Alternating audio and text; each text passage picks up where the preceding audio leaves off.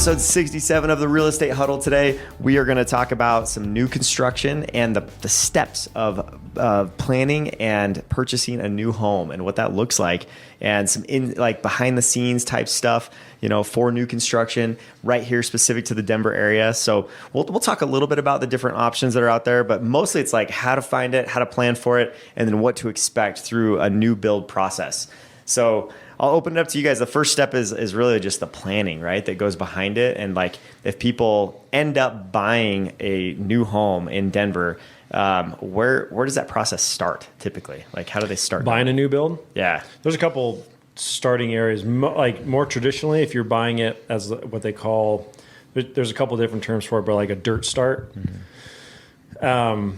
You're literally buying it from the ground first, and then you kind of choose your plots, right? So before...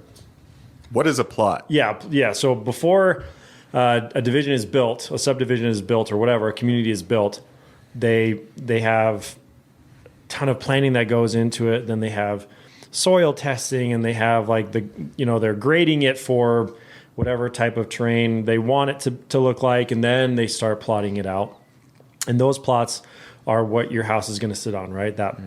That part of land that your house sits on, and that's what goes up for sale first, right? Mm-hmm. You buy the plot with the plan of the house, and most of the time, if it's not a custom home, it's you choose the style of home or whatever model they have, and if they allow that, there's a couple caveats that go into buying a new build as far as we want this model, and sometimes they won't allow you that model because that's the one right next door, or the one right across the street. Yeah. Well, things like that. So, and behind the scenes on the development side, you've got developers and basically that are just trying to find land anywhere they can, right? And sometimes they get it from, for example, in Highlands Ranch, we have one that was a 20-year school zone that just expired, that the builder bought it. There's others that they have to change the zoning on it to make it a buildable plot of land. So they buy these big plots of land and then they parcel them out into lots, and surveyors come and help do that, and then connect all the utilities and get that all going before they can even start selling lots and selling dirt, right, at that point.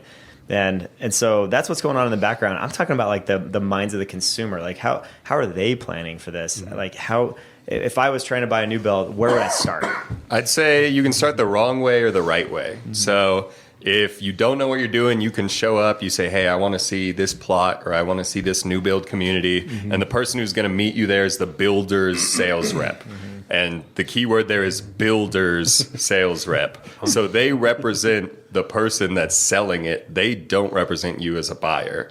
So what I would recommend to start the right way, I'd say the first step is finding a real estate agent to represent you as a buyer. Because if you meet with a builder sales rep, they're going to tell you, oh, you don't need that. We have a warranty. We'll do right by you. We're not slimy at all. We're not trying to rip you off. It's all just lip service. Yes, they are. And the only reason they don't want you to have representation is because it cuts into their commission. Yeah. So you don't have to pay that commission as a buyer. The seller's going to pay the commission. So getting an agent to represent you to help you buy the new build, I'd say, is the right way to start. Yeah, no, I agree. And some builders are much better than others as far as how they handle things and how they treat buyers, I would say. And also, we have to clarify, it's not a foregone conclusion, right, that the seller's going to pay the buyer agent. Nowadays, after we learned last year, right, with this whole lawsuit that we've gone through, it's all about what the builder's advertising, right, as far as that goes, and if the agent is willing to accept what they're advertising, right, which a lot of cases we work with that, and we try to help provide a ton of value, right, as we go through the process with our home buyers. And we're all licensed realtors here, right? We've gone through a lot of new construction deals and help people through this process. And I can tell you every single time I've been through this process with a buyer, I've added a ton of value to the situation, where they would have been either lost or made a bad decision, possibly with upgrades, with location. I can tell you a lot of stories about that, but there's a lot of value. I think that your point of just starting with a realtor is a really good point. And I would say, there's other, like, there are websites that you can look at as well to do like investigation, just understand the market better, that sort of thing. A realtor can be a great resource for all of that. But one of my favorites is newhomesource.com. Just pulls from all the different builds that are going on, so you can really research. Because I think some people, like Jackson said, they go to the model home first. They get wowed and enamored by all the updates, and they feel the pressure of the salesperson kind of like pushing them into a new build. And then it may not be the right location for them. It may not be the right community at all, right? And it may be the worst like lot in the community, but they're so sold on the emotional appeal of all those updates. And so they just go right into that rather than starting with research, understanding what's out there, getting a full scope, right, of what the market looks like, and is this a good time to buy? Is it, going to be an asset that appreciates for me? That sort of thing. So I think there's a lot of value in starting with research. Yeah, the other key part to piggyback off of your point, Jackson, is to make sure you do an inspection on a new home. I know they're doing a full permit process and going through that and having all the inspections, but there are certain things that are going to be outside the permit process that you're going to want to have looked at. So my builder said that we're just going to go through and we'll do a walkthrough and we'll just check it out then. That's basically an inspection, right? Yeah, no. Having a licensed inspector come out and actually, crawl in the attic and go out on the roof and do different things. I can't tell you, several of the new homes that I've worked with. I had one where they forgot to cut out the sheetrock for the dryer vent. So you're going to go to have your dryer installed and there's no place to exhaust the dryer. It's different things like that. We've had things where, they forgot to connect some of the pipes or, little things like that. So you're just going to want to make sure that kind of stuff gets done. And you need to have kind of that independent witness to hold the buyer accountable. If you're doing a dirt start and you're going through the full process, be physically on site, ask those questions and go to the house. And, certain people allow you out there on Sundays and go visit it and get pictures all the way through. One of the other things that one of my buyers did is he actually went and did a videotape before they put sheetrock up where all the plumbing and what everything was behind the walls. So he had pictures and a video of everything behind the walls. So like if he ever wanted to, mount a TV on the wall and rerun some cords or something like that, he knows what's there beforehand. So it was a great little piece of information that a lot of people find out after the fact that you put a nail through a plumbing pipe and now you got a water leak. So raise your hand if you've caught a builder with an egregious error during the inspection that they were just trying to pass off to the buyers. Yeah, I've seen it. Yeah, So Absolutely. It happens. Unfortunately. Yeah. No, I think the inspection is super important because what happens next is when you start going through that under contract process and they start building it, or whether it's built already, you'll have multiple inspections, right? Typically you have a pre-drywall walkthrough where you see the framing and all that kind of stuff. Then you have that post, or I guess the kind of the pre-final walkthrough, which is where you literally go on and sticker everything. to give the builder time to come back and fix all the paint touch-ups and whatever else. So when And you the say reason- sticker, what is that? Yeah, so you take, whether it's like Blue I tape. had blue Blue tape, tape or or they have like dots. little sticker dots or whatever.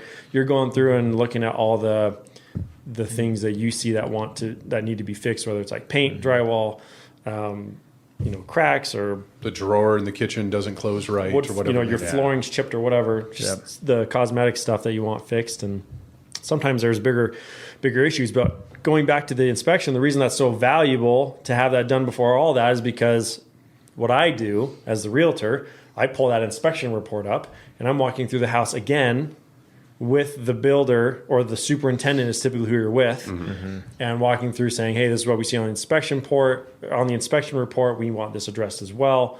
Things that we may have missed, before all this was done, all that kind of stuff. So one instance we had a huge foundation crack on both sides of the house that were actually from, it wasn't necessarily a settling issue. It was more of a pressure issue from a big skid steer or some type of backhoe driving right next to the foundation while it was curing. So we had that fixed, and that wouldn't have been fixed had the inspector not have done his job, because they're not going to go looking for that on the final walkthrough in most cases. So super valuable to have that inspection done before you even go through that final walkthrough. Yeah.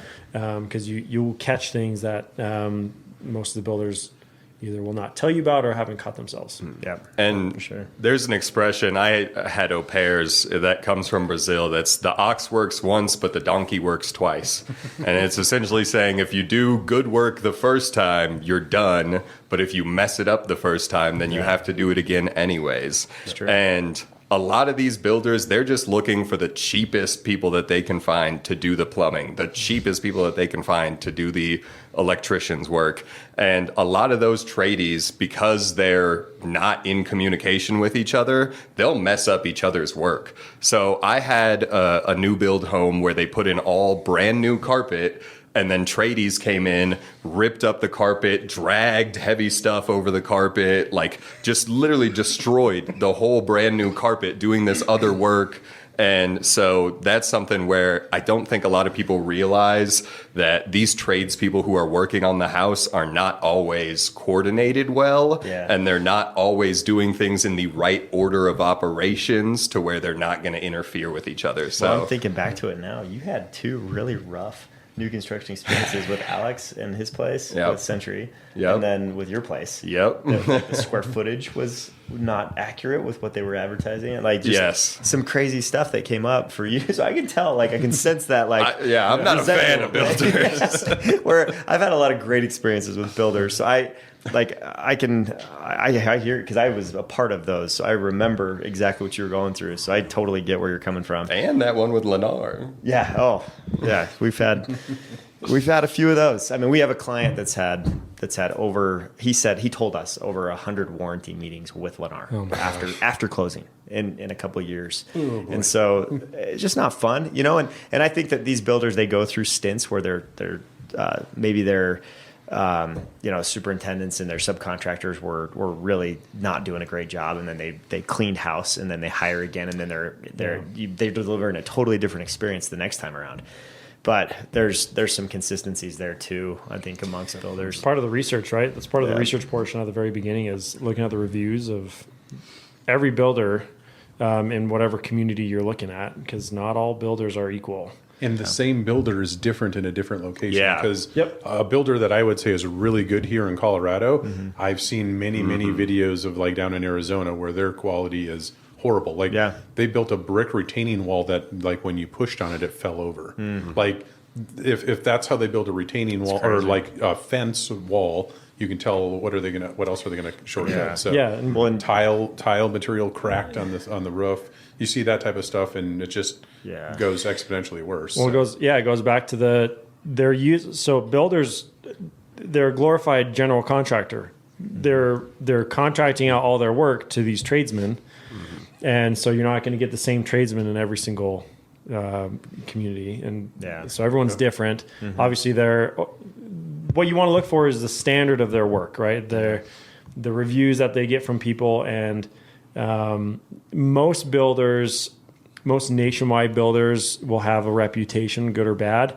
But when you get to like a local level, you definitely want to do a little bit more research, a little more intensive research. Just like ask your realtors, ask the people in the community about what those houses look like and how they're reacting with the local builders, because you won't always get the same reviews. But that's a huge part of it, because it makes your inspections and then your walkthroughs a lot easier when you know what you're getting into. So. Yeah.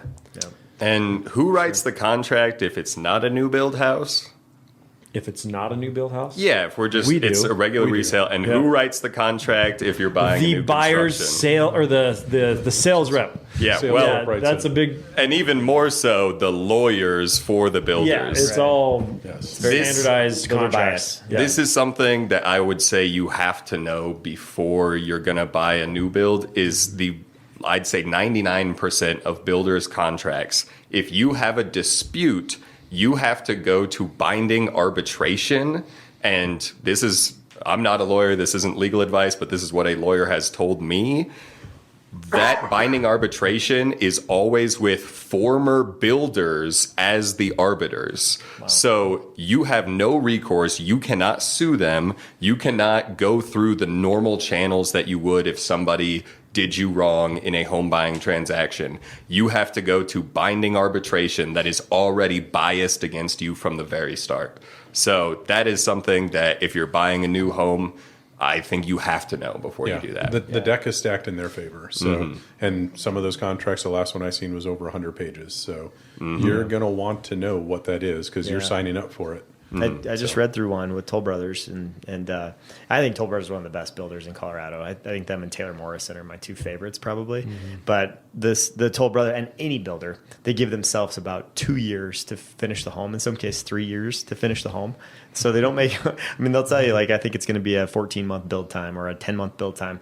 But they give themselves a ton of time without any penalty in that contract. But if you as the buyer don't close within 10 days of your closing date, then you've got per diem charges of like pretty steep, like every day you're charged a certain amount until you close. So that's just one example of like how it's stacked in the builder's favor, and they protect themselves because they know if they get into a bind, they don't want to be like in financial ruin if like one of their materials runs out or something like that. You know? And COVID really impacted that with the building plans. So, and this is all more specific to at most semi-custom homes. This is more of a track home, semi-custom. If you're planning to do a fully custom home with a custom home builder, you need to prepare yourself. And this goes for this as well, but I guess for everybody, just prepare yourself for a few headaches when going through a brand new house. And decision fatigue. People don't realize, especially in the custom, like full custom house building is. I know a few people who've built some pretty nice houses, and I ask all of them, would you ever do it again? And they all say absolutely not. Absolutely not. It's a true test of a marriage. Well, and even if you pick everything just like you like it on a custom build, you'll move in and 6 months later you'll say, I wish we would have done this different. You know? Yeah, there's always some kind of remorse, right? It's like almost like buyer's remorse in some areas, but and it's the same with these spec homes or tract homes or whatever you want to call them, these subdivisions. You'll always have something that isn't exactly how you want it, but you're going into it because it's brand new. But yeah, like I said, expect, because I feel like this episode's been a little bit more on the negative side. So there are headaches with new builds. However, the end product is usually pretty great. Yeah. You're getting a brand new home. No one's ever stepped foot in it. Like you're the only ones living in it. Totally. And there's great updates. It's all trending. It's really nice. You probably have really good neighborhoods. Your HOA is going to be great, and it's not as common to hear about it afterwards, unless you're Jackson. That your process, even the home you're in, is pretty bad. So most of them turn out really well. You've had some bad you've ones. had some rough ones. And that's the thing is, if you go behind the scenes in the real estate era here, doing the new builds is really good, and doing one that's from a dirt build all the way through. Sometimes new builders have some that are existing that you could just walk into and just do an inspection and buy. Yeah. So you get some variety there based on if their buyer backed out or whatever it may be. But knowing the one thing that I've seen is a lot of the new builds, people will have a lot of problem with the sheetrock cracking or as the house settles and different things. Well, that goes back to the framing before the sheetrock was put up, or how they put the sheetrock up, and people don't understand like the impact of that is, there's a little gap between this stud and this and this piece here. So all that framing, if it's not tight, that gives it an area to settle. And now by the time they put sheetrock on it, now you're going to start getting cracks. So little things like that, where if you're doing a dirt build, you get that opportunity. So I had a family member who did a custom build down in Colorado Springs, and they, due to job circumstances, they were only in the home for less than a year, and they moved out. And turns out that a couple months after the new people moved in, one of the lower basement walls started collapsing in on the home because it had foundation issues. Because they did a survey, they did all the right things, but it just wasn't built properly, or it was above and beyond the normal what they would expect. And it was kind of hard for them to see their custom home like completely cave in, but it happens. That's tough. So that was like almost a $1.5 million house. So it's not and it's a custom build. Everything was really nice, but it's crazy. Hope they have a warranty. And I will say, the vitriol that I harbor towards builders, I saved my buyers from harboring that vitriol because I dealt with all that stuff. I can't even imagine if those buyers were dealing with that builder and they didn't have representation, how badly they would. Do you want a pat on the back? I'll do it myself. Yeah. I mean, and Century was a prime example of that, because that whole subcontractor situation was a nightmare. Everyone on their staff was telling us that they were quitting and they were leaving, and then the next year we did another one in there, and it was fine. Like everything went smooth. It was great. So that's what we mean by just like there's ebbs and flows. A lot of turnover. Jackson's right though. Like when you have an agent, we're there to it's just like any other transaction, right? We're there to represent you, to make sure, we do the heavy lifting for you so you don't have to do it on your own. If you're doing it on your own, that's like good for you, because you've probably never done this before, unless, maybe you have, but one thing you may not know is if you're doing it on your own, you're just contributing that percentage of what the builder would have paid us to their marketing budget, typically. Yep. And so you're you're not saving any money. Yeah. They're not giving you a discount. You're just paying them more money to market their products or you more. could just be paying for representation instead. To help that heavy lifting. And meanwhile, while you're picking out all your light fixtures and all your everything else, all the decisions that you have to go, and even on a semi-custom, you got to pick out the trim and the carpet and all that type of stuff. Yes, they limit your options because they have a pool to choose from, but you have to make all of those decisions and understand the 100-page contract and, hey, what happens when we failed this part of the inspection, and what does that mean, and what's that going to be long term when my electrical outlets aren't supported properly. And a lot of information when you're trying to keep up with your day job and your kids or family or whatever. So the other thing, real quick, that I want to mention, just because I've seen it happen before, and it's more on the finance side, because if you're not buying this in cash, you're obviously going to have to finance it. And if this project's going to take 8 to 10 months, your rates are not going to be the same from when you started to when you end. And so you're going to be locking in at probably a different rate, most likely, hopefully lower, but potentially higher. So keep an eye on that and have constant communication with your lender if you're doing that, so that you understand where you're going to fall in as far as a mortgage, because you may qualify out of this house if rates go up in between and that is an issue that can become pretty messy pretty fast. I had some clients that had a small down payment on their new build that, they did their in-house financing with Richmond. And by the time, with the appreciation rates and everything were happening, by the time Richmond actually finished the home and everything else, they actually had, instead of 3%, they had like 15% equity in the home because the values had gone up so much, and they had locked in the contracting and the financing ahead of time. So it was a real big win for them. And there is long-term locks that you can do on construction financing. Yes. Too. Like for a year or for 2 years if you choose to. A lot of people don't choose to do that, but if you feel like rates are ascending and they're going up, then I would definitely recommend doing that. Like 2022 was when we saw a lot of people doing I know that wasn't necessarily part of the construction side of it, but that's a good point.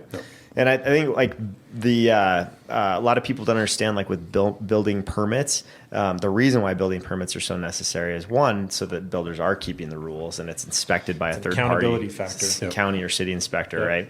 But then the other reason is because they don't allow the same home to be built over and over and over again. So you want variation in your community. So the building permits make it so that you can have, these features in this house, and then the next house looks a little different, has a little different appeal, and so the neighborhood looks better when there's building permits, and that's usually how it is in most of these communities for tract homes that we When they do represent. different elevations of the same, it's the same, blueprint of the house, but they do different elevations to make it look different from the curb appeal. Totally. So the building permit. There is one update to the recent electrical permit that has been a real bothersome thing. They are no longer allowing outlets in islands in kitchens. So because exactly. This is the one is, so they started putting outlets in there because people were running extension cords from a wall through the floor onto the island to run whatever, crock pots or whatever it may be. Well, they had problems where the cord was on the side of the island looped up to the top, and kids would trip and pull the appliance off of the island, so they decided to get rid of it. But now some of the builders are smart enough to build in an electrical junction box in the island, so it's really easy for you to adapt, because they understand that that's pointless, but they have to meet code. So understanding what the good parts of the permit, what the good parts of the code, I see what you're saying. and those, having that knowledge really pays a big difference. So I happened to have a friend who writes some of the electrical code, and he kind of made me aware of it, and I seen some different videos on it, and it was pretty interesting. But that I think the electrical outlets being plugged into the island is a lot easier than an extension cord being draped over the floor. But so hopefully that is one that's remedied. There's a lot of petitions on that one, but Yeah, that's crazy. But some builders are really good about working with you and understand that that's what's the long term thing you're going to want. Yeah. Just like the vent fan in the laundry rooms, they're saying those have to be constantly on, but they wire them, so all you have to do is change the switch out, and it's a quick, easy thing. So, Yeah, for sure. Well, one of the last but not least, the thing that we wanted to tell you about is just like the timelines for new builds, for new construction. Typically, you can find a lot of times when they have homes built that maybe someone's backed out on that purchase, or the home was built as a spec home, meaning it was built with all certain features, and that's builders are going to this model more and more, is they're building the full home out and then just trying to sell it after they build it. Some of them make all the decisions for permitting and then get it to the framing stage and then sell the home. And so if it's already at framing and it just needs the next stages, a lot of times you can get in that home within 4 months. If it's a ready to move in type home, it could be ready now, and you just get a loan on it and go. And then dirt starts oftentimes, like if it's a bigger semi-custom type home, 14 to 16 months is what we're seeing right now, with Toll Brothers, for example. And then, some of the mid-range builders you're building like a, 2,000 to 3,000 square foot home, you're probably in that like 6 to 10 months, depending on the builder and how fast they're moving. So that's usually how it goes. And, it's important to consider location big time as you're doing this. It just seems like a piece of dirt right now if you're buying a new build, but think about like all the elements of how you're going to be feeling, right? Is there snow melt? Is there views? Are your views obstructed? Are you by power lines? Are you by a street? Do you back to a park? Is there a playground nearby? Is there a junkyard down the road? Through roads, is that going to bother you? You like being on the end of the street where everybody's passing you, but maybe you have a better view? What do you prioritize? So there's just a lot of things that we go into, and we help people, pick a lot and pick the best location for them. do they let you make the garage bigger than the initial floor plan without a major expense? Yeah. Can you have that 3-car garage? Yeah. For some people, that's Just big. because they say you can pick your finishes doesn't mean that it's going to cost the same as the list price. Yep. Yeah. Most of the time, those are going to be additional costs on top of your the list model price. homes typically always have the high-end finishes. Yeah. But the price that they're advertising to you doesn't come with light fixtures and different things. So you got to figure out there's going to be a big expense on that, window coverings and stuff like that too. It's part of the budgeting Design process. centers get you. Yeah, I'd say sure. just really quick, and I'd like to know you guys' tips because we have a ton of experience in here, but I'd say ceiling fans are worth it to have the builder do. Overhead lighting. Yep. And then the main thing is if you buy an upgrade, you already purchased the basic version, and that's in the price already. So let's say you're buying the house and there's a regular water heater in there. You buy an upgrade for a tankless water heater. You basically just paid for 2 water heaters and got 1.